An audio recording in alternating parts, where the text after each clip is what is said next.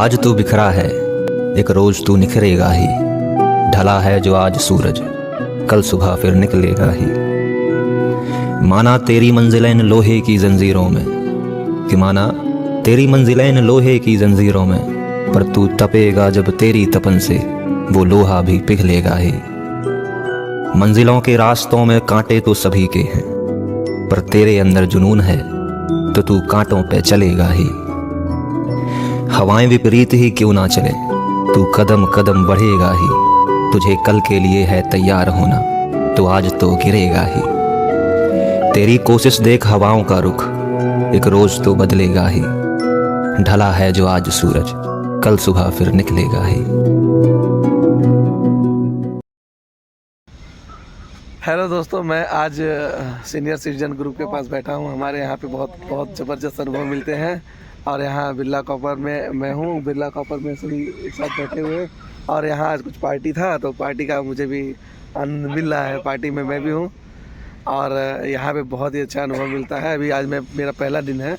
धीरे धीरे मतलब बहुत मज़ा आएगा, जो कि मतलब जो अनुभव सबने स्टार्टिंग से, जैसे हम कैसे लाइफ जीते हैं, तो शुरू से स्टार्ट करते हैं, फिर बहुत सारी परेशानियां आती हैं और समस्याओं का सामना हम नहीं कर पाते। मतलब ऐसा समझ में आता है कि कोई हमारा मार्गदर्शन करे, वो चीज़ यहाँ पे मिलेगी। क्योंकि यहाँ सबके पास बहुत ज़बरदस्त अनुभव है और वो अनुभव मैं आपको साझा करता हूँ। धीरे धीरे आपको पता चलेगा कि लाइफ में कैसे मोड़ आए तो कैसे आपको हैंडल करना चाहिए।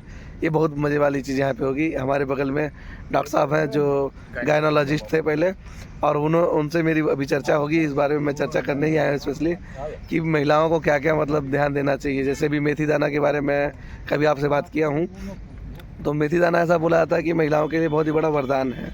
तो वो किस तरह से वरदान है, क्या क्या करना चाहिए, कैसे कैसे सिस्टम्स है, उसके बारे में भी नॉलेज लेंगे। और यहाँ पे जो सबसे अनुभव लेंगे कि कैसे लाइफ रहना चाहिए। थोड़ा हम लोग आध्यात्म के बारे में भी बातें करेंगे और आध्यात्मिकता के बारे में जानकारी लेंगे और बहुत सारी चीज़ें होंगी रोज़ और रोज़। तो यहाँ पे जो चल रहा है मैं आपको दिखाता हूँ। यहाँ पे कैसे सब एंजॉय करते हैं, कैसे मज़े से रहा जाता है, कैसे एक साथ मतलब। और पटेल काका की तरफ से आज नाश्ता इधर सबकी तरफ से। और एक चीज़ और अच्छा है, मैं मतलब पटेल काका ने मतलब एक अच्छी मुहिम चलाई है, जिसमें क्या है नर्मदा परिक्रमा वाले सब आते हैं। तो नर्मदा परिक्रमा में क्या है कि नाश्ता वगैरह कराया जाता है। तो जिसको इच्छा है, जैसे भी पटेल काका ने काफ़ी मतलब किया, तो मैं भी अपने तरफ से सहयोग कर रहा हूँ। उससे क्या होता है कि हर व्यक्ति को कुछ ना कुछ दान करना चाहिए अपने लाइफ का, जिससे क्या होता है कि लाइफ में आप जो मतलब जो भी है समस्याएं हैं वो टल सकती हैं। जैसे कहा जाता है ना, शुक्र का प्रभाव थोड़ा सा बढ़ जाता है। मैं थोड़ा न्यूमरोलॉजी भी जानता हूँ, तो न्यूमरोलॉजी के बारे में भी आपको बताऊंगा कि थोड़ा बहुत न्यूमरोलॉजिस्ट कैसे होते हैं, क्या लाइफ में बदलाव करना चाहिए, क्या क्या जैसे जन्म की तारीख से आपके बारे में काफ़ी कुछ डिसाइड किया जाता है कि हाँ आपका लाइफ कैसा रहेगा, कैसा चलेगा, आगे आपको कैसे रहना चाहिए। कुछ इधर उधर रह दिया आप कि लाइफ में हो रहा है तो क्यों हो रहा है, उसका क्या कारण है। दान करना बहुत ही बड़ी चीज़ है। जैसे बोलते हैं ना, त्याग करना।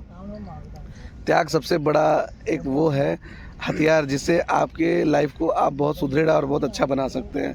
तो त्याग करना, सबकी भावनाएं नहीं रहती। अब धीरे धीरे लोग छोड़ते जा रहे हैं। अब आज के लोग मोबाइल में एकदम जुड़े रहते हैं और टीवी, मोबाइल और सोशल मीडिया पे ही लगे रहते हैं, वहीं से ज्ञान अर्जित करते हैं। वो भी अच्छी चीज़ है, वो अच्छा प्लेटफॉर्म है, आप ज्ञान भी अर्जित कर सकते हैं और कहीं कहीं आप अच्छी चीज़ों से भटक भी जाते हैं। तो आपको थोड़ा सा अच्छी चीज़ों के बीच में लाने के लिए मैं यहाँ आया हूँ और ज़बरदस्त तरीके से नए नए नॉलेज आपको मिलेंगे और कैसे कैसे नए नए तरीके से हम लोग अपना मनोरंजन करते हैं वो सब अभी देखिए। सभी मनोरंजन, सीनियर सिटीजन्स, सभी मनोरंजन कैसे किया जाता है, सब मनोरंजन हो रहा है। बहुत ही फन के साथ पूरा टाइम निकल रहा है। ये बहुत अच्छी जगह है और बहुत शांति के साथ ये जो लाइव का पड़ाव है बहुत ही ज़बरदस्त पड़ाव है। और इसमें क्या है, जो ऊपर वाले से कांटेक्ट होता है ना, वो बहुत सुदृढ़ कांटेक्ट होता है। तो उससे आपको ऐसी नॉलेज मिल सकती है कि आप जो चीज़ें छूट रही हैं लाइफ में ना, उसको थोड़ा ऐड करिए और अपने आप को थोड़ा सुदृढ़ बनाइए। तो बाकी आपको ब्लॉग में बने रहेंगे, थोड़ी देर बाद बताते हैं क्या क्या करना चाहिए। आज की चर्चा में यहाँ पे अभी हमने सीखा कर्म क्या है, कर्म के बारे में नॉलेज लिया है।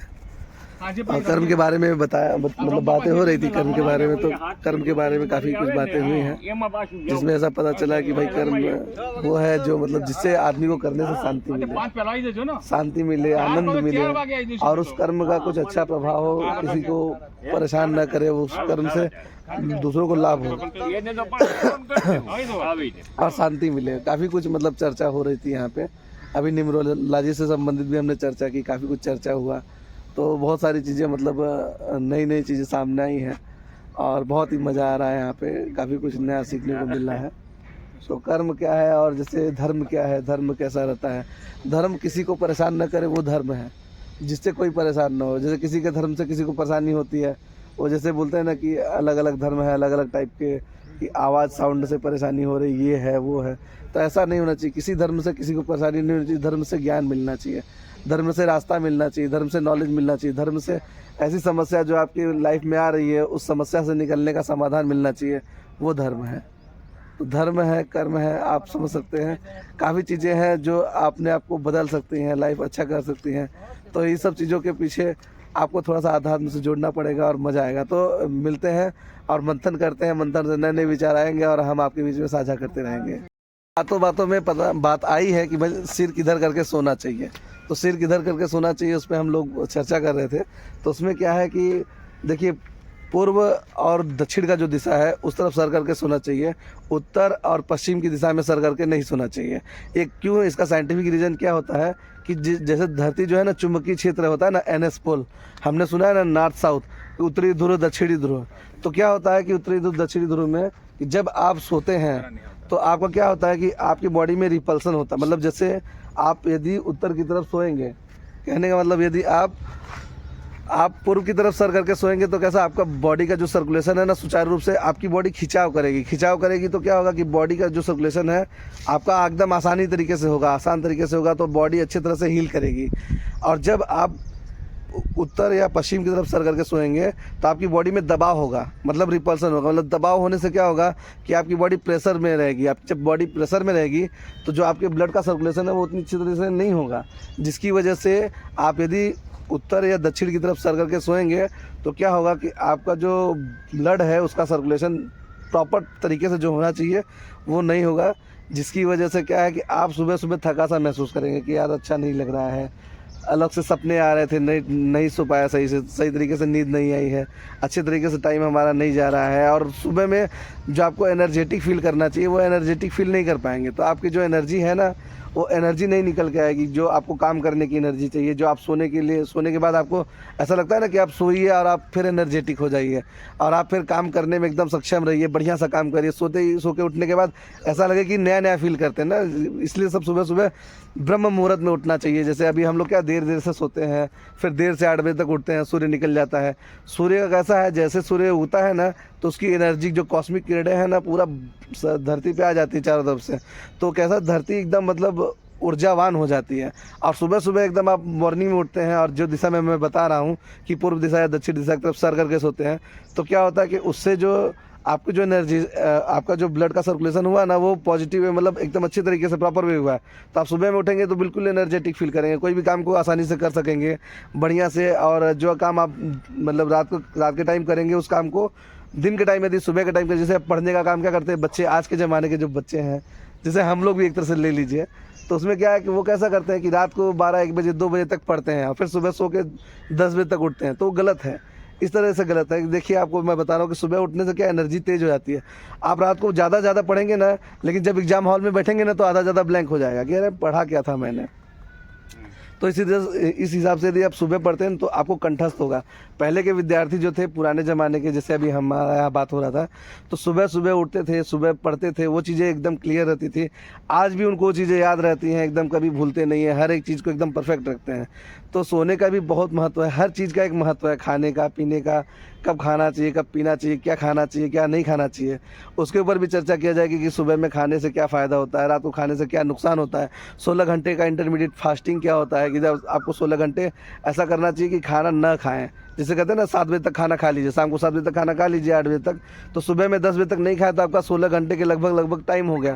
तो आपको क्या उससे बहुत बेनिफिट मिलेगा, आपका आधा से ज़्यादा लाइफ जो प्रॉब्लम में चल रहा है ना, कि आपको कभी कभी नींद नहीं आ रही है, आपको बहुत ज़्यादा हेजिटेशन हो रहा है, कोई चीज़ करने में तकलीफ़ हो रही है, आप खुल के नहीं बोल पा रहे हैं, ये सब चीज़ें जो समस्याएं हैं ना, ब्लड प्रेशर बढ़ना, कोलेस्ट्रॉल बढ़ना, ये सब आधे से ज़्यादा समस्याएं दूर हो जाएगी, आधा ज़्यादा आप ऐसे ही स्वस्थ हो जाएंगे। तो सोना बहुत इफेक्ट करता है।